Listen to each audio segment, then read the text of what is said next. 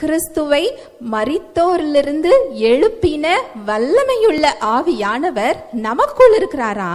என்ன செய்யறாரா அப்படின்னா, நம்முடைய சாவுக்கேதுவான சரீரத்தை உயிர்ப்பிக்கிறார். நமக்கு சுகம் எங்கிருந்து வருது?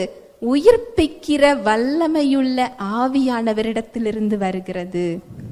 அப்போ எப்படி உலகத்துல உள்ள ஒரு நோய், உலகத்துல ஒருத்தங்க ஒரு விளைவுகளை பெற்றிருக்கிறாங்கிறதுனால நாம ஏன் ஏற்றுக்கொள்ளணும்?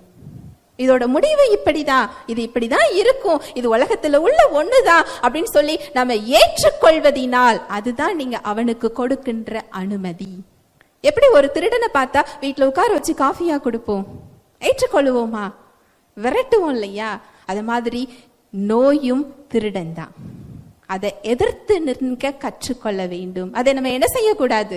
ஏற்றுக்கொள்ள கூடாது, அதை வச்சிருக்க கூடாது.